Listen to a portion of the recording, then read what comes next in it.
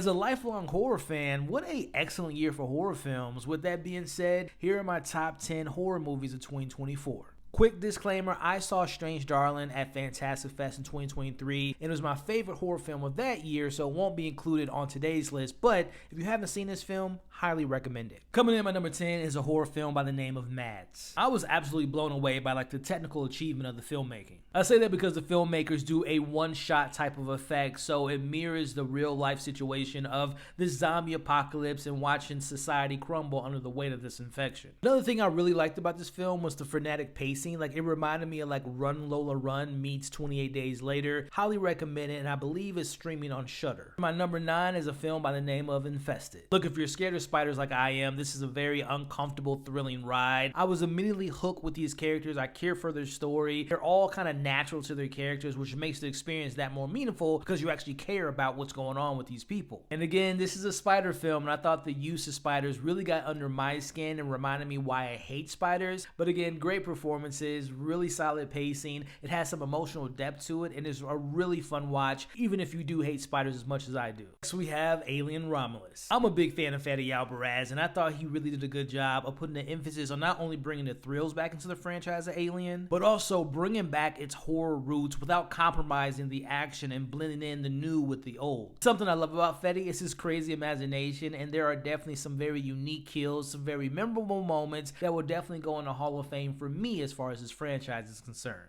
On my list, we have The Substance. I'm not obsessed with the film like everyone else, but as a fan of horror, I love the practicality. I love the body horror that's going on. It's a very bizarre movie. The third act is bonkers, and I also like the narrative of the inevitability of aging and how it's depicted in this film is very grotesque, and it is a wonderful film for fans of body horror like myself. We have Longlegs. First off, shout out to the best marketing for any movie of this year. This film excels at creating a very eerie tone and extremely unsettling atmosphere. I thought it had great sound design. I love the performances, especially from Nicolas Cage. It's creepy, it's weird, and it's very disturbing, and I had a good time with it. On my list, we have Late Night with the Devil. I'm a sucker for found footage movies. I thought the production design was great, performances were immaculate, and the practicality was top tier.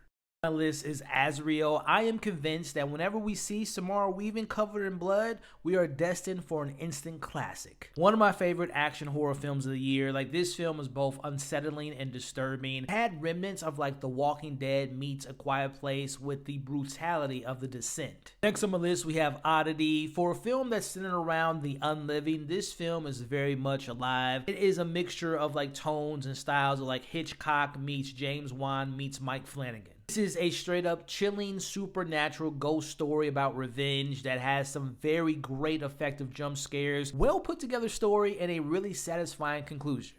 This is Heretic. Now, this might not be as scary as the other films, but I like the psychological type of horror and thrills, and it has some great performances by our three leads, especially from Hugh Grant. I just love the narrative. I love the performances. I love the claustrophobic environment that we're in, and I really like the ending and how it leaves you thinking what's actually happening at the end, but a very thrilling, thought-provoking horror film. But my number 1 horror film of the year is the gothic romantic tragedy of Nosferatu. Robert Eggers is 4 for 4 in my book. I love the tone, the dreadfulness. I enjoy the hell out of the score and the look and the vibe of the film. Performances are incredible, especially from Bill Skarsgård, who I still can't believe is Count Orlok. But my MVP, my favorite performance of the year, comes from Lily Rose Depp. Robert, you're great. I love this film. It has a spell on me, and that's why Nosferatu is my number 1 horror film of 2024. So there you have it. That's my top 10 list. You know the drill. It is your turn to let me know yours in the comments below. What did you think about the year in general? And also share some of your most anticipated horror films you're excited for next year.